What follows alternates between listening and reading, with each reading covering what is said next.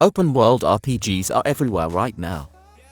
They've taken over modern gaming, blending massive sandbox environments with deep role-playing systems to create huge adventures packed with side quests, hidden secrets, and endless things to do. But here's the thing, not every RPG actually needs an open world.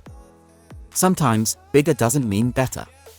While these sprawling maps can be impressive, they can also stretch a game too thin. Storytelling, pacing, and even core gameplay mechanics can suffer when everything is built around scale instead of focus. That's not to say open worlds are a bad thing, far from it. But there's a strong argument that some RPGs could have delivered a tighter, more memorable experience if they'd gone with a more linear design instead. In other words, sometimes less really is more. Number 6. Dragon's Dogma. Combat could have been less repetitive without a sandbox. When it comes to combat, Dragon's Dogma absolutely delivers. This is easily one of the game's biggest strengths.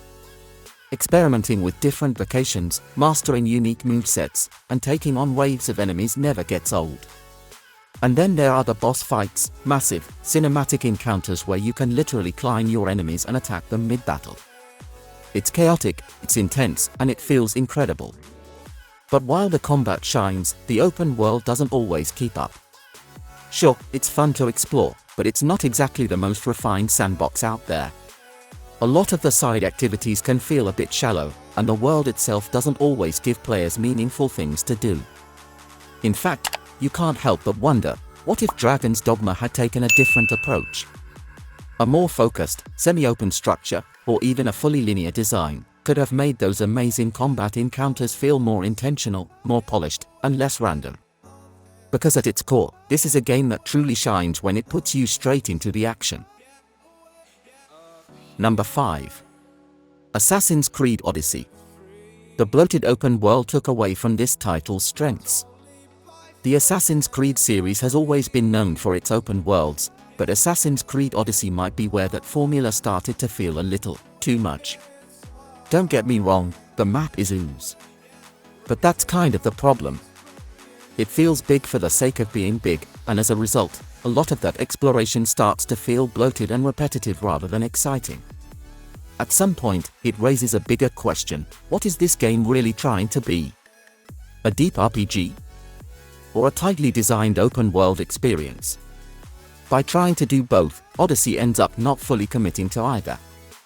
And for many players, that lack of focus takes away from what could have been a much stronger, more memorable game.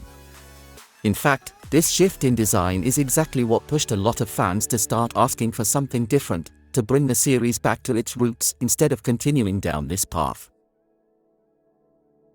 Number 4. Dragon Ball Z: Kakarot. The filler content gets grating to deal with. For fans of the series, Dragon Ball Z: Kakarot is kind of a dream come true. It lets you relive the entire Z saga, from start to finish, with additional DLC diving into both prequels and what comes after. And to be fair, there's a lot to love here. The combat is flashy and fun, even if it leans a bit on the easy side, and the level of authenticity really makes you feel like you're stepping straight into the world of Dragon Ball. But then, there's the open world. While it looks nice, it's pretty standard and doesn't always add much to the experience. A lot of the side content feels like filler, and the lack of meaningful rewards during the main story can hurt the pacing more than it helps. It kind of makes you wonder, what if the game had just focused on what it does best? A tighter, more story-driven experience without all the extra busy work could have made those iconic moments hit even harder. Because at the end of the day, most players would probably take a fast-paced, action-packed Dragon Ball Z experience over a sprawling open world that feels a bit inconsistent. Make sure if you're enjoying our list to hit that like button and of course subscribe for future content. Number 3. Final Fantasy XV. The story doesn't work with a sandbox structure. There's no denying it, Final Fantasy XV is packed with charm. The road trip vibes, the brotherhood between characters, the sense of freedom, it all creates a really memorable experience. But when you take a closer look, the game's design starts to feel a bit conflicted. The open world is a huge focus early on, giving players this wide, beautiful landscape to explore. But as the story ramps up, that freedom suddenly disappears, and the game shifts into a much more linear experience. And that raises an important question: why put so much emphasis on the sandbox in the first place? It almost feels like the game is torn between two visions. On one hand, you've got this sprawling open world meant to capture a sense of adventure. On the other, there's a deeply ambitious story that ends up taking priority, leaving that sandbox behind. You can't help but imagine how things could have been different. Expanding areas like Insomnia earlier on, and making sure the world and story worked seamlessly together, might have created a more cohesive experience.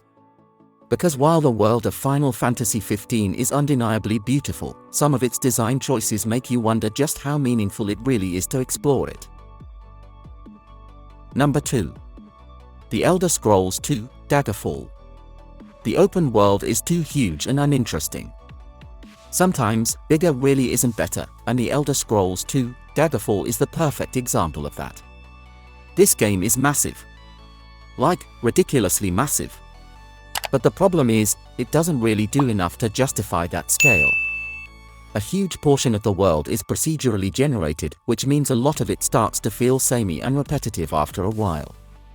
Instead of feeling like a rich, handcrafted world, it can come across as empty and a bit unfocused. It makes you wonder, what if Daggerfall had gone in a different direction?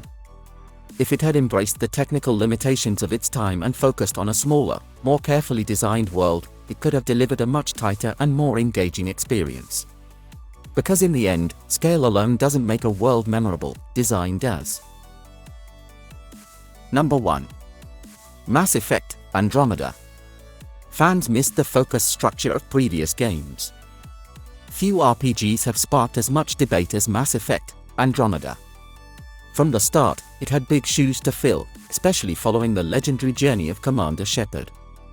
And while Andromeda tried to shake things up with open-world elements, that decision didn't land the way many fans had hoped. On paper, exploring massive alien worlds sounds exciting, but in practice, it often just added unnecessary bloat. Instead of delivering a tightly paced, story-driven adventure, the game leans into large, open-ended areas that can feel a bit unfocused. There are definitely moments where these hubs shine, but they also slow things down in a way that hurts the overall experience.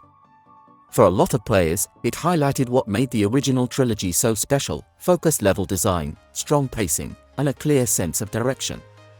And in the end, the mixed reception to Andromeda says it all. Sometimes, a more streamlined approach is exactly what a game needs to truly hit the mark. Okay, so that's it for today. So if you enjoyed it, punch the like button, leave a comment down below. Of course, subscribe to the channel for my Twitter and Instagram links down below. As always, of course, I'll put my 2 buddies first in the description for YouTube needs, tag titles, thumbnails, all that good stuff. So that's something you need help with, especially like I did. First in the description, download it today. Trust me, you'll wonder how you ever got on with it. And of course, our partner channels, and they hit down below, hit that join button to support myself and the channel, and of course get a huge range of benefits. But greatly appreciated. But of course, you never have to. But if you don't, you have to subscribe and watch the next video, or something might follow you home. You never know, stuff happens. Okay, thank you very much. I'll see you all again very soon.